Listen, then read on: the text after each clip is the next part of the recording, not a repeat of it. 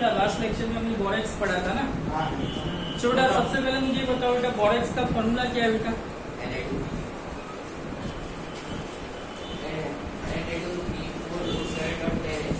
Okay Na2B4O7.10H2 है ना।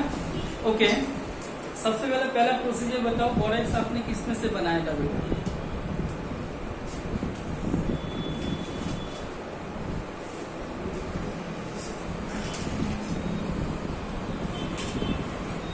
Yes बेटा वो Na2B4O7 और 10H2 को हमने अलग किया था। अच्छा बोरेक्स जनरली नेचुरली अक्रिंग है, उसको हमने इस तरह से एक्सप्लेन किया था कि बोरेक्स का स्ट्रक्चर जो होता है वो टेट्रा न्यूक्लियर यूनिट होता है, जहाँ से उसका एक फॉर्मूला बनाना है। फॉर्मूला जो होता है tetra nuclear unit of borax का फॉर्मूला कौन सा था बेटा। Na2B4OH4.8H2। Okay 8H2। Okay borax का प्रॉपर्टी क्या होगा, बैठ जाओ बेटा। अच्छा क्रिस्टलाइन सॉलिड सब्सटेंस है, वेरी गुड। फिर उसका बॉइलिंग पॉइंट और फ्रीजिंग पॉइंट आपको याद कर देना है। फिर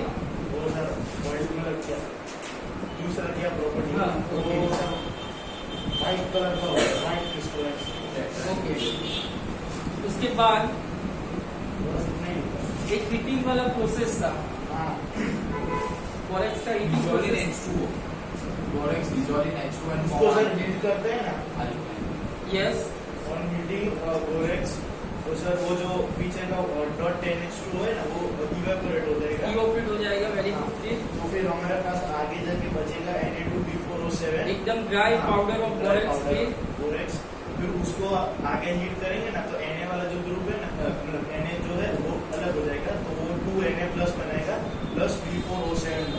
मतलब वहां से आपको मिलेगा सोडियम मेटाबोरेट और साथ में anhydride boron anhydride. Yes boron anhydride. Boron ये मिक्सचर को हम क्या बोलेंगे, एक ट्रांसपेरेंट लूप देगा जिसमें हमको ट्रांजिशन मेटल वाले जो ऑक्साइड है अगर उसमें ऐड करेंगे तो उस कलर का कलर रहेगा, है ना।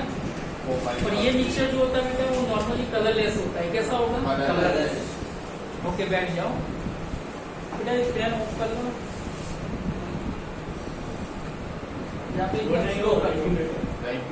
थोड़ा पीछे का जो स्लो करता है छोटा नेक्स्ट कंपाउंड लिखो नंबर 2। इसमें ज्यादा कुछ है नहीं, कंपाउंड का नाम लिखो orthoboric acid. Orthoboric acid compound का नाम लिखो ऑर्थोबोरिक एसिड।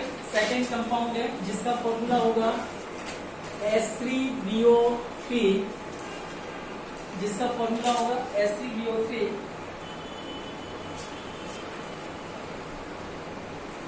H3BO3 ये वाला कंपाउंड भी बेटा कैसा होगा, इसकी प्रॉपर्टी आपको लिख देनी है white crystalline solid. Sir acid है solid, white crystalline solid. Acid solid कैसे हुआ, लिक्विड फॉर्म। ऑर्थोबोरिक एसिड जो होता है हाँ वो एसिड है तो सॉलिड ऐसा नहीं होता बेटा, ऐसा जरूर नहीं कि हर एक एसिड जो है वो लिक्विड फॉर्म में होगा। हर एक सॉलिड जो होता है वो लिक्विड फॉर्म में होना ऐसा जरूरी नहीं है, बराबर। मतलब ये वाला जो एसिड होगा उसमें क्या होगा, ऑर्थोबोरिक एसिड जो होता है वो लैब में आप देखोगे तो सॉलिड फॉर्म में होता है, फिर उसमें पानी ऐड करके उसका लिक्विड सॉल्यूशन बना सकते हैं। जैसे बेज होता है तो NaOH कैसे फॉर्म में होता है, सॉलिड फॉर्म, बराबर। पर उसमें आप पानी ऐड करोगे तो कैसा बन जाएगा। जैसे सैलिसिलिक एसिड होता है तो वो भी पाउडर फॉर्म में अवेलेबल होता है, टर्फेनिक एसिड जो होता है वो भी पाउडर फॉर्म में अवेलेबल होता है। तो ऐसा जरूर नहीं कि एसिड लिखा तो लिक्विड फॉर्म में अवेलेबल होगा। मतलब ये जो एसिड जो पाउडर फॉर्म में आती है जो का मतलब वो पाउडर फॉर्म में भी मतलब हमें मतलब अगर हाथ में लेके तो हम चले तो वो उसकी उसके कॉन्सेंट्रेशन पे डिपेंड है, मतलब वो पाउडर फॉर्म में आपका कॉन्सेंट्रेशन। जैसे बेस में NaOH है, शायद आपने कभी लैब के अंदर उसका एक्सपेरिमेंट किया हो या तो सॉल्यूशन आपने बनाया हो, तो नॉर्मली क्या होगा जब भी NaOH आप हाथ में लोगे ना, बेस आप हाथ में लोगे तो आपका हाथ जलेगा, समझो मतलब वो बहुत गर्म होता है। NaOH जो सॉलिड में होता है अगर उसको आप भूल से भी हाथ में लग गया है ना तो हाथ कैसा जलन सा होगा, मतलब उसका सॉल्यूशन भी जब भी प्रोसेस करवाओगे तो उस टाइम पे भी हीट इवॉल्व होती है। तो बेस को क्या करोगे, पानी में डिसॉल्व करोगे तो वहां पे समझो कि थोड़े टाइम के बाद जब आपका सॉल्यूशन बन जाए उस टाइम पे आप बीकर को टच करोगे ना तो बीकर आपको गर्म लगेगा। इसका मतलब क्या होगा कि उसमें एक्सोथर्मिक रिएक्शन होता है, और एक्सोथर्मिक रिएक्शन में नॉर्मली हीट इवॉल्व। तो सारे गेज में क्या होता है कि जब भी पानी में डिसॉल्व करके आप सॉल्यूशन बनाओगे तो उस टाइम पे हीट इवॉल्व होती है। क्लियर हुआ? आ रहा है कुछ समझ में? तो ऐसा जरूर नहीं कि एसिड है तो मतलब वो लिक्विड में ही होगा, वो सॉलिड में भी हो सकता है, लिक्विड में भी हो सकता है। तो सॉलिड है तो पानी में डिसॉल्व करके उसका सॉल्यूशन बनाना है। तो पहला ध्यान रखना है कि ऑर्थोबोरिक एसिड उसका फॉर्मूला क्या होगा, SaBO3 है। पहला आपने लिखा white crystalline solid, soft in nature लिखो। सॉफ्ट इन नेचर या तो आप लिखो सॉफ्ट इन नेचर। हाँ एकदम, इसको आप टच करोगे ना तो आपको थोड़ा सॉफ्ट नेचर उसका फॉलो होगा। नेक्स्ट लिखो स्पेरिंगली सॉल्युबल इन वाटर। हाँ स्पेरिंगली सॉल्युबल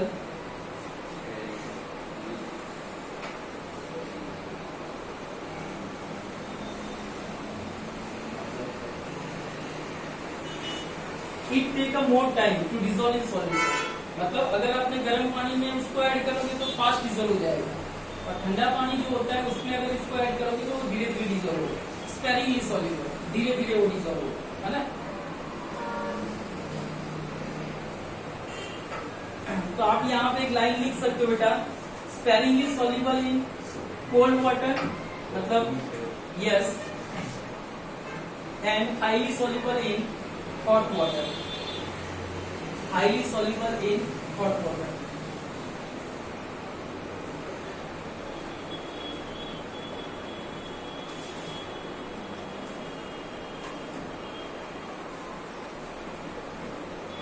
चलो क्लियर हो गया? देखो बेटा इसमें केमिस्ट्री नहीं है, ये वर्ड आपको याद रखना है। ऑर्थोबोरिक उसका फॉर्मूला क्या हो जाएगा, SaBO3। कैसा दिखता है तो व्हाइट क्रिस्टलाइन सॉलिड है, सॉफ्ट इन नेचर है, उसको टच करोगे तो सॉफ्टी जैसा आपको फील होगा। Less soluble in cold water, मतलब sparingly soluble in cold water है। अगर गर्म पानी के अंदर सॉल्यूशन बनाओगे तो वो एकदम फास्ट सॉल्युबल हो जाएगा, है ना। तो ये उसकी प्रॉपर्टी हो गई। यदि आपके पास ऑर्थोबोरिक एसिड है तो कैसा होगा। ऑर्थोबोरिक एसिड को बेटा हम ऐसे भी लिख सकते हैं, जितना H प्लस है ना बेटा, ये चीज समझ लो, आपके पास H3BO3 है, समझना बेटा। H3BO3 है बेटा, देखने से आपको ऐसा दिखेगा भाई आपके पास H2SO4 है। मेरी बात समझना अच्छी तरह से, H2SO4 है तो हमारे डेफिनेशन के हिसाब से समझो कि H2SO4 है तो उसका रिएक्शन होगा तो वहां से क्या फॉर्म होगा, H प्लस HSO4-1। मतलब जब भी H2SO4 के अंदर हम पानी ऐड करेंगे ना, H2O, या तो पानी के अंदर आप H2SO4 ऐड करोगे तो पानी कैसा होता है बेटा, न्यूट्रल होगा। न्यूट्रल का मतलब इसका pH कितना हो जाएगा, 7। पर जैसे ही आप उसमें एसिड ऐड करोगे आपका पानी जो है उसका pH धीरे धीरे कम हो जाएगा। मतलब पानी कैसा बनेगा, एसिडिक इन नेचर। मेरी बात समझ में आ रहा है? अभी होता क्या बेटा, तो H2SO4 एसिड फॉर्म कर रहा है, इसका मतलब क्या हुआ कि ये पानी के अंदर H2SO4 को आप डिसॉल्व करोगे, पानी के अंदर क्या फॉर्म हो रहा है, H प्लस HSO4-1। ये H प्लस क्या करेगा, पानी के साथ रिएक्शन करके आपके पानी के अंदर क्या फॉर्म कर रहा है, HCO प्लस। और जितना HCO प्लस का कॉन्सेंट्रेशन बढ़ता जाएगा उतना आपका सॉल्यूशन एसिडिक फॉर्म ज्यादा करेगा। बात समझ में आ रहा है? और होता क्या बेटा, ये आपका H3BO3 है तो यहाँ से हम क्या करेंगे, H प्लस बनाएंगे। टोटल H प्लस कितना बना बेटा, 3। समझना बेटा। तो H3BO3 को आप अदर वे में भी लिख सकते हो। कैसे लिखोगे, तो जितना H प्लस बना ये BO3 जो है ना उसमें से ऑक्सीजन अलग होगा। ये ऑक्सीजन जो होता है H प्लस के साथ रिएक्शन करके आपको क्या देगा, OH-1, OH-1, OH-1। तो एक बोरॉन है बेटा, वो बोरॉन पे चार्ज कितना है, +3। और आपके पास समझिए OH- जो फॉर्म हुआ किसकी मदद से फॉर्म हुआ, H प्लस एंड 3 ऑक्सीजन की मदद से, है ना। तो ये चीज क्या बनाएगा, OH। तो टोटल सिस्टम में OH कितना है, 3। तो टोटल चार्ज कितना हो, -3 +3। तो यहाँ पे उसका एक और टर्म है लिखने का, BOH2। समझना। तो इसको मैं ऐसे भी लिख सकता हूँ, BOH2। मेरी बात समझना। तो देखने से आपको ऐसा दिखे भाई H3BO3 है तो उसमें H प्लस प्रेजेंस है, तो एक्चुअली H प्लस प्रेजेंट नहीं है, उसमें क्या प्रेजेंस है, OH-। क्लियर हुआ? यहाँ पे H2SO4 है तो इसमें समझो कि एसिडिक नेचर किसकी वजह से होगा, तो जब भी सॉल्यूशन बताओगे तो सॉल्यूशन में क्या फॉर्म करेगा H+। तो H+ का कॉन्सेंट्रेशन जितना बढ़ता जाएगा हमारा सॉल्यूशन जो है वो एसिडिक मीडिया फॉर्म करेगा। और SiBO3 जो है उसमें ऐसा नहीं है, यहाँ पे जितना H+ बनेगा उतना OH- फॉर्म हो जाएगा due to presence of oxygen, है ना। तो ये ऑक्सीजन H+ के साथ रिएक्शन करके OH- बनाएगा, तो एक बोरॉन की चार्ज +3 है तो OH कितना चाहिए 3। तो SiBO3 को हम BOH फॉर्म में भी लिख सकते हैं। इतना क्लियर हो गया। तो ये उसका डिस्क्रिप्शन हो गया। अभी ऑर्थोबोरिक एसिड कैसा है, उसका फॉर्मूला क्या है, उसके नॉर्मल कैरेक्टर क्या है कि वो व्हाइट क्रिस्टलाइन हो गया, सॉफ्टी टच हो गया, less soluble in cold water, highly soluble किसमें हो जाएगा, हॉट वाटर। अभी नेक्स्ट पॉइंट लिखो, प्रिपरेशन ऑफ ऑर्थोबोरिक एसिड। लिखा प्रिपरेशन ऑफ ऑर्थोबोरिक एसिड। अभी ऑर्थोबोरिक एसिड बनाने के लिए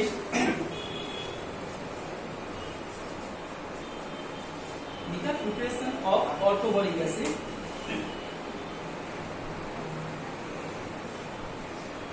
देखो बेटा, ऑर्थोबोरिक एसिड को बनाने के लिए आपको क्या करना है, तो इसमें एक रिदम है बेटा, आपके पास Na2B4O7। बेटा बताओ Na2B4O7 किसका फॉर्मूला बेटा, बोरेक्स।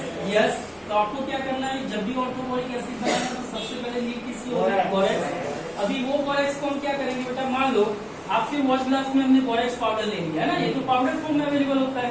फिर मैंने क्या किया बेटा, एक टेस्ट ट्यूब लिया या तो एक बीकर लिया, वो बीकर के अंदर मुझे क्या लेना है, HCl + H2O। मैंने यहाँ तक बेटा क्या बन लिया बेटा, यहाँ तक मैंने क्या लिया बेटा, H2O।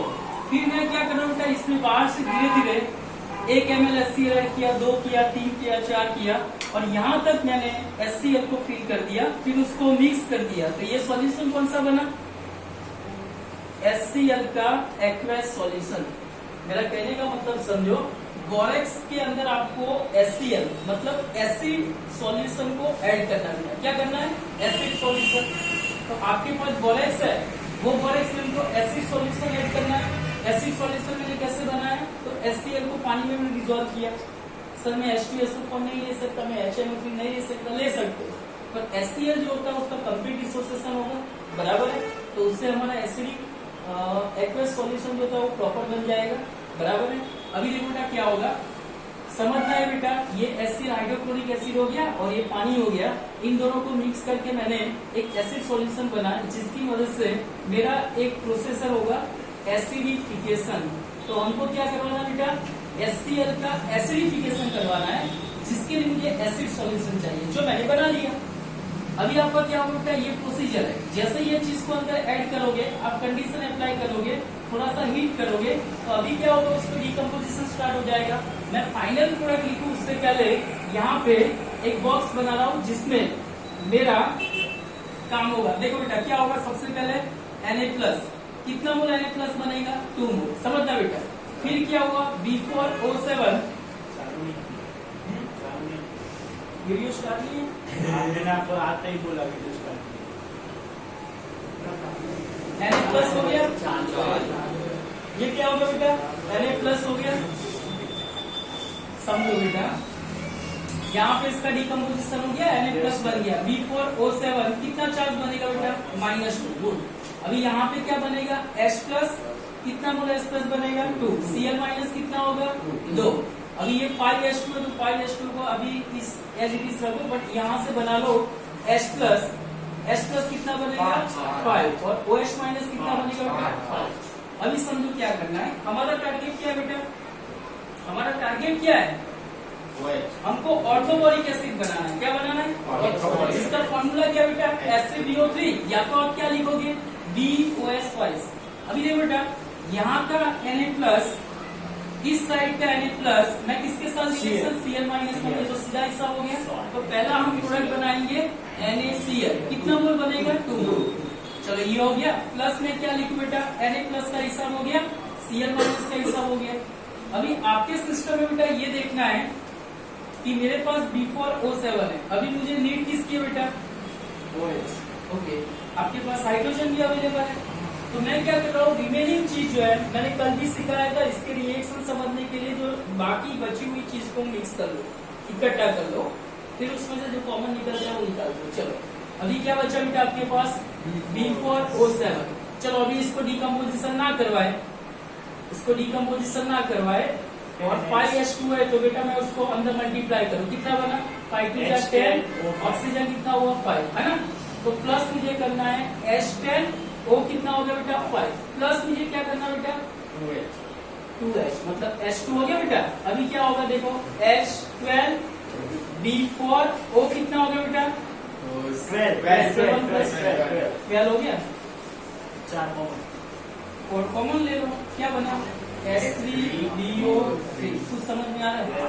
सिंपल सी बात है बेटा, सिर्फ आपको इतना ध्यान रखना है कि भाई ऑर्थोबोरिक एसिड बनाने के लिए आपको कौन सा प्रोसीजर करवाना है। तो हमारे पास जो बोरेक्स है उसका एसिडिफिकेशन करवा दो।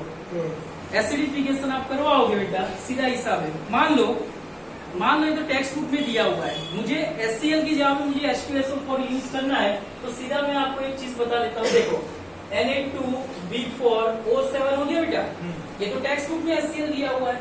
अगर मेरे पास HCl ना हो और मुझे ये वाला चीज बनाना है तो मैं प्रोसीजर क्या करवाऊँ, देखो मुझे H2SO4 तो लेना ही है, साथ में क्या होगा बेटा H2O भी लेना है ना। फिर प्रोसीजर में क्या होगा, देखो ये अलग हो गया, समझो बेटा प्रोसीजर में नया कुछ है नहीं, Na प्लस हो गया, ये SO4 -2 है, तो मैं यहाँ पे प्रोडक्ट क्या बनाऊंगा Na2SO4 प्लस में क्या करना, Na2 हो गया, SO4 हो गया, Na2SO4 बन गया, बचा हुआ चीज कौन सा है B4O7। यहाँ पे H प्लस कितना हो गया 2, यहाँ पे मैं कितना है 5 मोल H2 ले, तो मेरा अगेन काम क्या होगा 4 मोल H3BO, खाली अलग बनेगा, सॉल्ट बनेगा अलग। अगर मैं HNO3 ले रहा हूँ, तो यहाँ पे क्या बनेगा NaNO3, sodium nitrate, sodium sulphate, sodium chloride. Clear है? बाकी हमारा फाइनल प्रोडक्ट तो बनेगा। क्लियर हो गया? तो बेटा ये ऑर्थोबोरिक एसिड हो गया। उसके मोल को जो है वो वाटर पे डिपेंड क्या होगा, ये कितना मोल बनेगा ऑर्थोबोरिक एसिड, वो वाटर आने कितना है उस पर डिपेंड, उस पर डिपेंडेंट नहीं है। आप Na2CO मतलब ये बोरेक्स पाउडर कितना ऐड कर रहे हो, जितना बोरेक्स पाउडर है, मान लो कि 4 मोल SiBO3 बनाना है, तो 4 मोल SiBO3 के लिए आपने क्या लिया 1 मोल बोरेक्स, 1 मोल बोरेक्स लोगे तो आपको कितना मोल मिलेगा 4 मोल। अगर मैंने 2 कर लिया तो यहाँ पे कितना हो जाएगा 8, यहाँ पे 3 किया तो कितना होगा 12। बात समझ में आ रहा है? जितना ऑर्थोबोरिक एसिड ज्यादा से ज्यादा चाहिए तो हमको बोरेक्स का क्वांटिटी बढ़ाना चाहिए। अमाउंट ऑफ बोरेक्स जो जितना ज्यादा से ज्यादा लोगे, क्योंकि ये तो प्रोसीजर में धीरे धीरे ऊपर से ऐड ही होता जाएगा। उसका एक एडिशन कोड होता है, उसमें HCl का सॉल्यूशन हमने बना के वो एडिशन कोड में हम धीरे धीरे उसमें ऐड करेंगे। और नीचे क्या होता है मिक्सचर होता है, उसमें ब्लेंडर घूमता रहेगा। क्लियर हुआ? तो बोरेक्स पाउडर हमने पूरा रिएक्टर में लिया होता है, तो उसमें जितना पाउडर ये डालोगे डैश कितना बोरेक्स पाउडर ऑर्थोबोरिक एसिड बना है, उससे हिसाब से हमारा एक बैच डिसाइड होगा कि भाई मुझे कितना चाहिए। बोले 25 किलो चाहिए आपको, तो 25 kg के हिसाब से बोरेक्स कितना चाहिए वो सीधा रिएक्टर में ले लो, उसमें ब्लेंडर घूमता रहता है ना, और ऊपर से आपको HCl को ऐड करते जाना। देखो बेटा ये NaCl है, ये SiBO3 है। अभी समझो बेटा क्या होता है, एक सीधा सा हिसाब समझ लो बेटा। मान लो ये एक्वेस सॉल्यूशन बना, ये भी एक्वेस सॉल्यूशन है ना। सीधा आपको क्या करना है बेटा, ये मान लो एक ही बीकर के अंदर काम हो रहा है, ये बीकर के अंदर इकट्ठा हो गया, अभी मिक्स फॉर्म में, तो आपको यहाँ पे एक नॉर्मल सा डिस्टिलेशन प्रोसेस अप्लाई करना है। कौन सा डिस्टिलेशन? क्यों? क्योंकि हमारे पास ऑर्थोबोरिक एसिड है, उसका पर्टिकुलर एक बॉइलिंग पॉइंट रहेगा, बराबर। तो इसका boiling point as compare to NaCl के हिसाब से कम रहेगा, तो ये फास्ट बॉइल होके बाहर कलेक्ट कर लोगे और अंदर क्या बचेगा। वैसे सेपरेशन के तो बहुत सारे प्रोसीजर होते हैं, वो प्रोसीजर के हिसाब से आपको देखना है। कुछ ऐसी चीज होती है, समझो मेरी बात, जैसे ये वाली चीज बनेगी, शायद ऐसा हो जाए कुछ प्रॉपर सॉल्वेंट इसमें ऐड करो तो NaCl जो होता है, समझो मेरी बात, एक गैसिफिकेशन वाला भी प्रोसेस होता है कि मान लो कि ये बीकर आपने लिया, ये बीकर के अंदर आपकी दो चीज है। क्या चीज है बेटा, एक NaCl है प्लस क्या हो गया SiBO3, ये दोनों चीज है। अगर मैं बाहर से कोई X सॉल्वेंट इसमें ऐड कर रहा हूँ और ये X सॉल्वेंट क्या कर रहा है, अभी तो वो दोनों चीज कौन सा है लिक्विड फॉर्म में अवेलेबल है। ये दोनों कौन से फॉर्म में, लिक्विड। पर अभी क्या किया मैंने, एक्स चीज को उसमें ऐड किया जिसने NaCl के साथ रिएक्शन करके जितना भी NaCl था उसको किसमें कन्वर्ट कर लिया, सॉलिड में। तो बची हुई चीज कौन सी है, HCl। तो हमको फिर क्या करना है, उसको फिल्ट्रेशन करके अलग कर दो। जो नीचे फिल्ट्रेट आएगा वो आपका ऑर्थोबॉरिक एसिड है, ऊपर जो पीपीटी बचेंगे वो किसका है, NaCl। जो आपने सॉल्वेंट ऐड किया उसने NaCl को किसमें कन्वर्ट कर लिया, पीपीटी। क्लियर है। तो सेपरेशन की बहुत सारे प्रोसेस है, पर माइंड में इतना रखना बेटा, ऑर्थोबॉरिक एसिड है जिसका फॉर्मूला HClO3 है, जिसको हम BOH ट्वाइस के हिसाब से लिख सकते हैं। व्हाइट क्रिस्टलाइन सॉलिड है, सॉफ्ट इन नेचर है, ठंडे पानी के अंदर वो स्पेरिंगली सॉल्युबल है, हॉट वाटर में वो हाईली सॉल्युबल है। फिर तुरंत आपको उसका एक प्रिपरेशन बताना है जिसमें बोरेक्स को एसिडिफाई करना है, जिसके लिए आप HCl प्लस H2 यूज करोगे, यहां से सॉल्ट प्लस ऑर्थोबॉरिक एसिड मिलेगा। क्लियर, एकदम इजी। ओके, नेक्स्ट पॉइंट लिखो बेटा। ये नहीं लिखना, ये प्रोसीजर हो गया, वो साथ साथ ये बाकी है।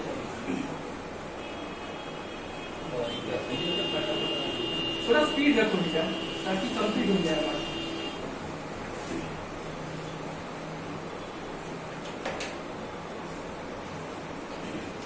नेक्स्ट पॉइंट लिखो, boric acid is a weak monobasic acid. Boric acid is a weak monobasic acid. Boric acid is weak monobasic acid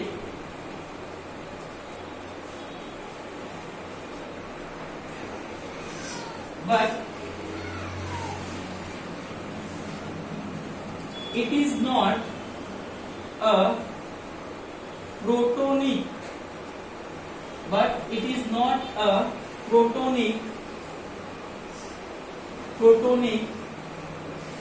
acid. Boric acid is a weak monobasic acid but not a protonic acid.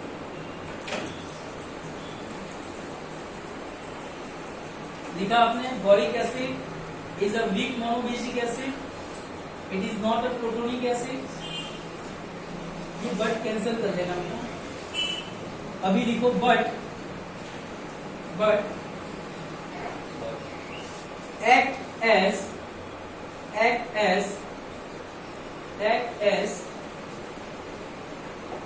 Lewis acid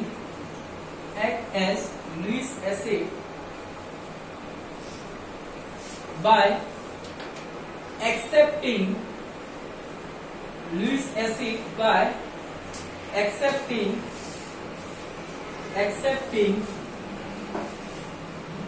electron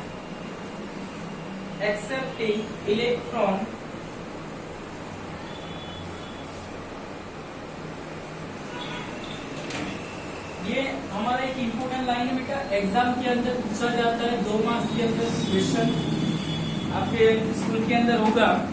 कभी ऑर्थोबॉरिक acid जो है वो week monobasic acid की है, या तो ऐसे पूछा जाएगा orthoboric acid is not a protonic acid, समझ में आ रहा है, या तो ऐसे पूछा जाएगा कि ऑर्थोबॉरिक एसिड जो है act as a Lewis acid.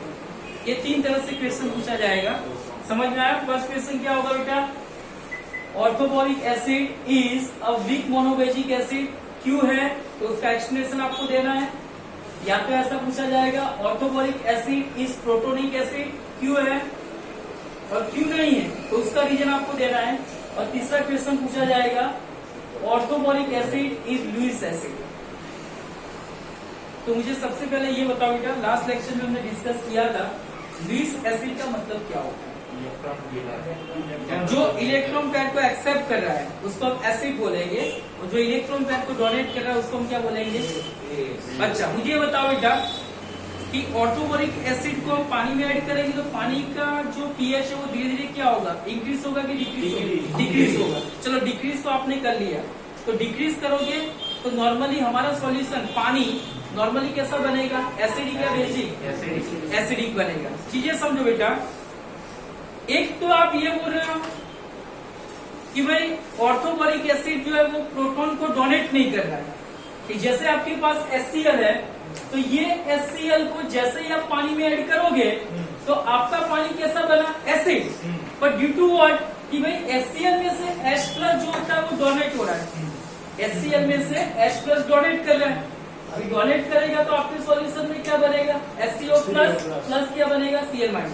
तो ये HCl H प्लस डोनर हुआ और डोनर के हिसाब से ये HCl जो है वो एसिड हुआ।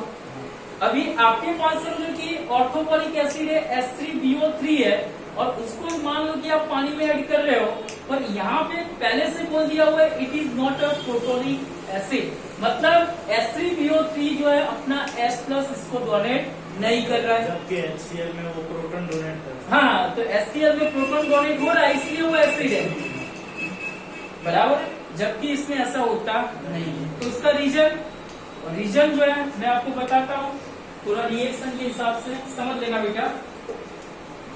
आपके माइंड में ये चीज क्लियर होना चाहिए कि मैंने सबसे पहले ये भी बोल दिया हुआ है कि भाई आपके पास H3BO3 है, जिसको हम कैसे लिखेंगे बेटा, B उसके साथ में OH कितना होगा, 3। ये उसका ओरिजिनल फॉर्मूला है, ऑर्थोबोरिक एसिड का ओरिजिनल फॉर्मूला है। तो पहले क्या होगा, यहाँ से जितना H प्लस निकलेगा वो H प्लस ऑक्सीजन के साथ रिएक्शन करके वो चीज को किसमें कन्वर्ट कर लोगे आप, OH। अभी क्या होता है बेटा, इसमें मान लो बेटा मैं H2 ऐड कर रहा हूँ, कितना मोल, 2 मोल। समझना बेटा, ये एक रिवर्सिबल रिएक्शन है, हमको ये प्रूफ करना है कि भाई ये वाली चीज एसिड, हमारा जो सॉल्यूशन बनेगा वो एसिडिक बनेगा, और उसके लिए रीजन यही होगा कि ये H प्लस डोनेट करेगा। उसके लिए रीजन कौन सा होगा कि वो ल्यूइस एसिड है। कैसा बेटा, ल्यूइस एसिड, समझो बेटा। तो ये हमारा BOH ट्वाइस हो गया। मैं इसका एक स्ट्रक्चर बना लेता हूँ बेटा, B एक OH, दूसरा OH हो गया, तीसरा OH बेटा, इसका काम हो गया। मतलब बोरोन ने 3 ऑक्सीजन के साथ अपना बॉन्डिंग बना लिया, ऑक्सीजन ने क्या किया, बोरोन के साथ और हाइड्रोजन के साथ अपना वैलेंसी क्लियर कर लिया। तो अभी क्या पोजीशन हो गया कि ये जो बोरोन है उसके पास एम्प्टी ऑर्बिट हो, कल हमने पढ़ा कि बोरॉन मैक्सिमम कितना कोवैलेंसी बनाता है, 4। तो अभी उसमें कितना बना है, 3। पर अभी उसके पास एक एम्प्टी ऑर्बिट है जो इलेक्ट्रॉन पेयर को एक्सेप्ट कर सकती है। पर हमने क्या किया, ये ऑर्थोबोरिक एसिड को पानी में ऐड किया, तब जाके हमको पता चला कि पानी का पीएच कम हुआ, पर हमारा पानी कैसा बना, एसिडिक। तो ऐसा क्या हुआ कि जिसकी वजह से पानी एसिडिक बना, क्योंकि ये तो H प्लस डोनेट कर नहीं रहा है, फिर भी हमारा पानी कैसा बना, एसिडिक। तो उसका रीजन ये है कि ये आपके पास H2 हो गया, समझना बेटा। तो मैं H2O का एक रिएक्शन लिख रहा हूं जिसमें से मैंने बनाया H प्लस OH माइनस। समझना, कितना मोल लिया बेटा, 2 मोल। उसमें से एक H2 का डिसोसिएशन होगा, उसमें से क्या बनेगा, H प्लस OH माइनस। अभी भी मेरे पास एक और H2 है बेटा, ये H2 के साथ कौन रिएक्शन करेगा, H प्लस। टोटल कितना मोल लिया हुआ है, 2 मोल। तो ये ऑर्थोबोरिक एसिड जो होता है पानी के साथ रिएक्शन स्टार्ट करेगा, तो जैसे ही पहले 1 मोल H2 के साथ कांटेक्ट में आएगा, तुरंत ही H प्लस OH माइनस बन गया। ये H प्लस क्या करेगा, अनदर H2 के साथ रिएक्शन करके वो किसमें कन्वर्ट करेगा बेटा, HCO प्लस। समझना बेटा, तो मैं यहाँ पे क्या बनाऊं बेटा, HCO प्लस। फिर क्या बनेगा बेटा, H प्लस तो डोनेट हो गया, तो यहाँ पे क्या बचा, OH माइनस। समझना बेटा, तो ये OH माइनस जो होता है बेटा, उसके पास ऐसा कुछ कंडीशन हो जाएगा, क्योंकि ये माइनस होता है, हो गया।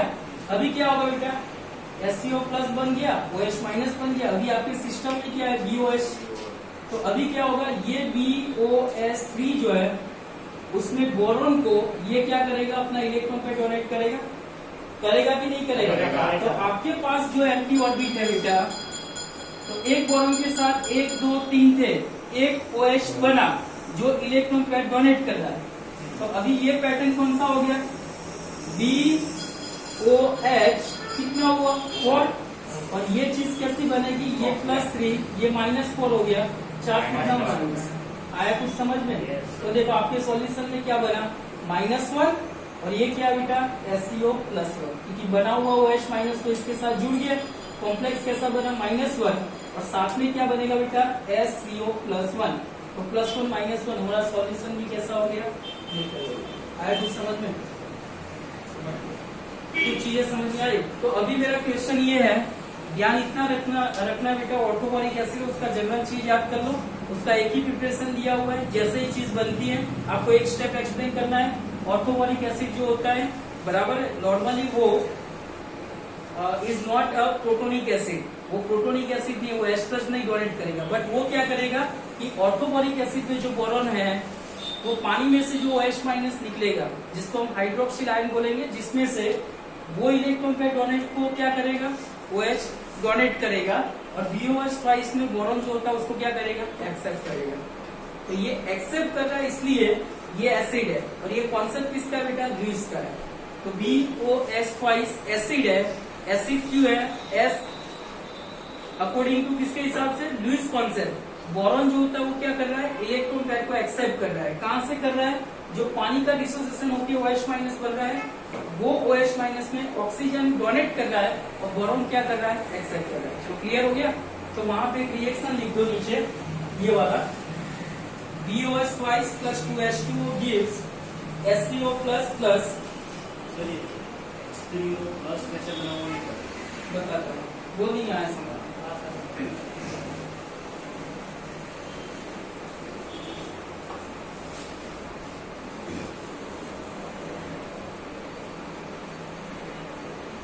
आपने रिएक्शन लिख दिया, BOH + 2H2O gives SCO+, OH- मत लिखना, क्या लिखोगे सीधा BOH4। ये तो मैंने समझाने के लिए लिखा हुआ है कि SCO+ एंड OH- बन रहा है, और ये OH- सीधा किसके साथ रिएक्शन करेगा, BOH3, उसको किसमें कन्वर्ट करेगा, BOH4 माइनस। हो गया बेटा, समझ में आया, ओके। अभी समझना है बेटा, समझो मेरी बात अच्छी तरह से समझना बेटा, कि भाई आपके पास H2O के मैंने कितना मोल लिया बेटा, 2 मोल, समझ में। तो ये H2O हमारे एक बीकर के अंदर है, और बाहर से मैं क्या ऐड कर रहा हूँ, H3BO3 को ऐड कर रहा हूँ। पर पहले क्या होगा, H2O का H2O के साथ रिएक्शन होगा, तो वहीं से क्या फॉर्म होगा, तो एक H2O जो होता है उसका डिकम्पोजिशन हमने किया, और क्या बना है, H+ OH-। तो यहाँ से H+ किसके साथ रिएक्शन करेगा, H2O, तो यहाँ से क्या बनेगा, SCO++ क्या बना बेटा, OH-। ये चीज बन गई। जब तक ये एक्टिवेट नहीं होगा तब तक OH इसके साथ नहीं जुड़ेगा, बराबर है। और ऐसा होता है बेटा, समझो मेरी बात, ये शायद आपने कहीं पे पढ़ा होगा कि भाई आपके पास H2O है प्लस H2O,